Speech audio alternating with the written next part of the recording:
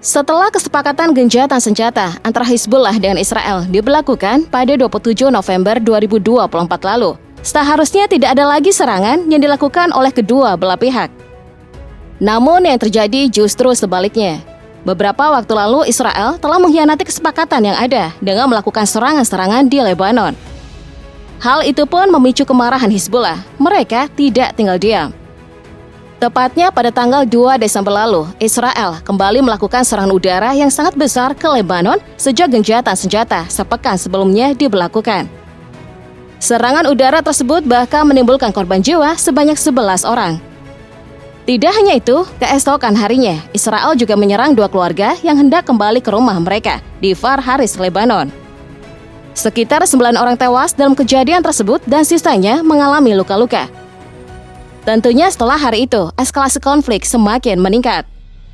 Menurut IDF, serangan tersebut dilakukan setelah Hizbullah menembakkan proyektil ke wilayah Mondov, wilayah sengketa antara Lebanon, Israel, dan Suriah. Aksi itu merupakan yang pertama kalinya sejak gencatan senjata diberlakukan. Kelompok Hizbullah kemudian mengklaim bahwa apa yang mereka lakukan adalah sebuah respon atas apa yang disebut dengan pelanggaran berulang yang dilakukan oleh Israel. Berdasarkan informasi dari Kementerian Kesehatan Lebanon, serangan yang dilakukan oleh Israel telah menghantam beberapa kawasan di Lebanon Selatan. Beberapa wilayah itu diantaranya adalah Desa Haris. Di sana terdapat 5 orang tewas dan beberapa lainnya terluka. Kemudian di Desa Toloza dikatakan ada 4 orang tewas dan beberapa lainnya mengalami luka. Pihak Israel sendiri berdalih bahwa apa yang telah mereka lakukan adalah demi menunaikan hak mereka dalam mempertahankan diri sesuai dengan kesepakatan gencatan senjata. Sayangnya, fakta lain datang dari Ketua Parlemen Lebanon, Nabil Berri, yang menuding bahwa Israel sudah lebih dari 50 kali melakukan pelanggaran kesepakatan dalam kurun waktu beberapa hari terakhir.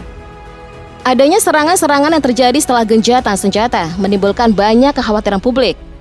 Beberapa pihak merasa bahwa gencatan senjata tidak efektif dan justru memunculkan aksi-aksi serangan yang lebih besar. Sebenarnya kesepakatan gencatan senjata yang ditengahi oleh Amerika dan Prancis memiliki tujuan agar konflik yang terjadi di antara Israel dengan Lebanon terhenti. Selama gencatan senjata diberlakukan, seharusnya Israel dan Hizbullah menarik pasukan mereka dari wilayah perbatasan. Namun kini tampaknya kesepakatan tersebut perlahan mulai merapuh. Berbanding terbalik dengan fakta-fakta yang ada di lapangan, juru bicara keamanan nasional Amerika Serikat John Kirby malah memberikan klaim bahwa situasi masih terkendali. Menurutnya, secara umum gencatan senjata masih bertahan walaupun ada beberapa insiden. Sebuah pengakuan tidak langsung dari utusan Amerika Serikat, Amos Hochstein, seolah menegaskan bahwa Amerika Serikat mengakui bahwa pihak Israel yang lebih dulu melakukan pelanggaran gencatan senjata di Lebanon Selatan. Berdasarkan laporan dari salah satu media, Hochstein telah memberikan peringatan kepada Israel bahwa mereka telah melanggar sebagian perjanjian gencatan senjata. Hochstein juga mendesak Israel agar menegakkan perjanjian yang sudah mereka sepakati sebelumnya. Selain Amerika, Prancis juga tampaknya melihat apa yang sedang terjadi. Kementerian Luar Negeri Prancis menyatakan bahwa Menteri Luar Negeri Prancis melakukan panggilan telepon terhadap salah satu mitranya di Israel dan menyuruh mereka menghormati kesepakatan gencatan senjata. Setelah serangkaian pelanggaran yang dilakukan oleh Israel terhadap gencatan senjata yang telah disepakati sebelumnya, seperti penembakan warga sipil, serangan udara di berbagai kawasan Lebanon yang kemudian menewaskan sejumlah warga dan membuat beberapa di antara mereka mengalami luka-luka, serta dengan adanya kenyataan bahwa pelanggaran tersebut berulang kali dilakukan, maka Hizbullah sebagai kelompok perlawanan Islam di Lebanon tidak ingin berdiam diri. Hizbullah melakukan respon defensif peringatan awal yang menargetkan situs Ruwasat Al-Alam milik tentara musuh Israel di perbukitan Farsuba, Lebanon yang diduduki. Hizbullah menyatakan bahwa mereka sudah melepaskan tembakan peringatan pertahanan ke tentara Israel sebagai bagian tanggapan atas pelanggaran gencatan senjata yang menewaskan sejumlah warga sipil. Akibat tindakan tersebut, Menteri Pertahanan Israel Katz menyebutkan akan memberikan tanggapan keras terhadap Hizbullah karena Hizbullah telah berani melepaskan tanggapan pertahanan peringatan ke kawasan militer Israel.